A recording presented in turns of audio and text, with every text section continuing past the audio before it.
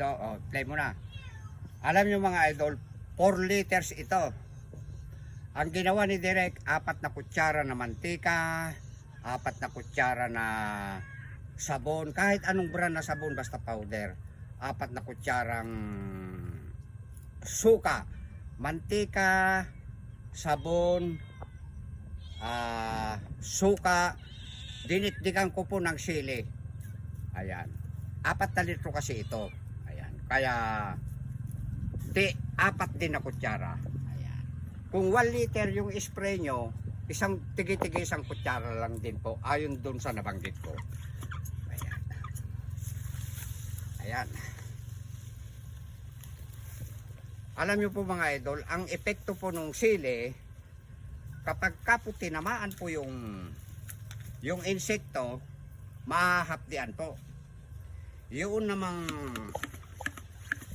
naman pong mantika, mananatili po dyan sa kanyang sigit-sigit. Hindi po mapipisaan yung itlog po ng paru-paro. Ayan. Ngayon ko lang po ito isprayan, no? Butas-butas na. Mayroong nag-comment, may insekto raw dahil nakita butas-butas na.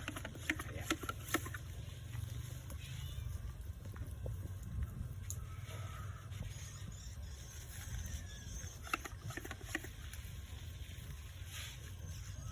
Saya. Ayan. Malapit na po ito mamunga.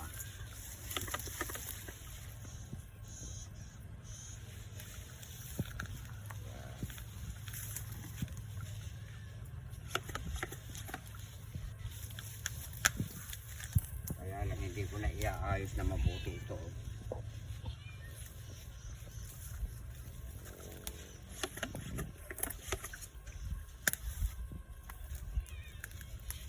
Yun naman pong sabon, kaya niya pong patayin naman yung langgam.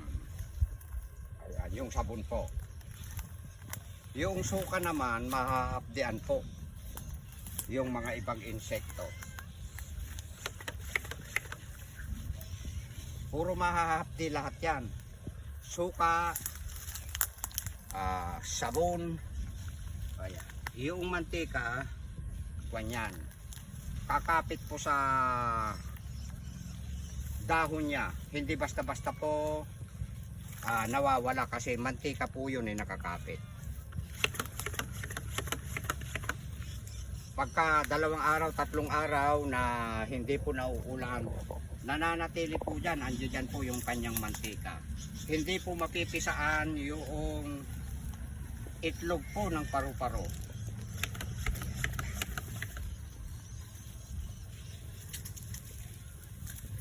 At saka alam nyo mga idol, pagka may bunga na ito at may nakikita tayo mga insekto,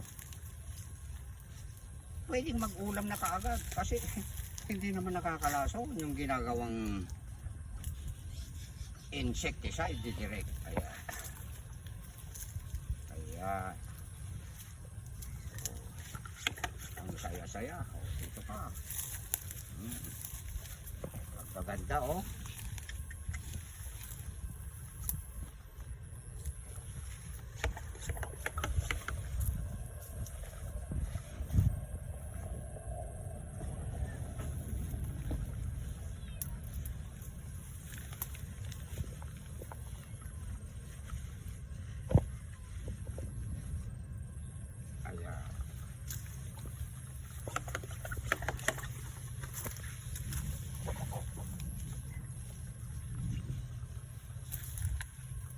Bali pa nito, 3 linya ito. Yung butas-butas na ganyan uod po yan yung kanyan.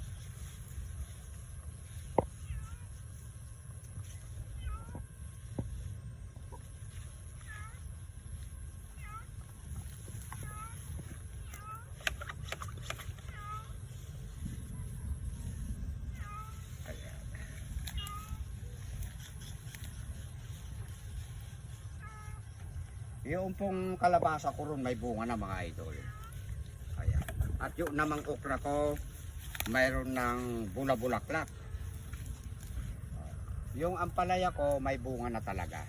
Ayan. Kasi unang naitanim ko po yung mga idol. Ayan. Ano, pangpakbit na. Kalabasa, eggplant, okra, sitaw, ampalaya. Saan ka pa? Pagkatapos kumakain ako ng gulay ko na walang kakeme-chemical. Ako ang gumagawa na po ng ini-spray ko para hindi lapitan ng insecticide. Kayo mga idol, kung kayo'y konti-konti lang ang inyong mga tanim, kayo na po ang gagawa ng pang-spray nyo. Ayan. Pagka 1 liter lang yung inyong sprayer, tige-tige 1 kutsara lang po. Tapos diktikan nyo po ng sili. Mentras marami po ang inyong didiktikin na sili, ayan, mas lalong mahapdian yung mga insecticide. Malalaglag po. O, ayan o, mga bulaklak na yan.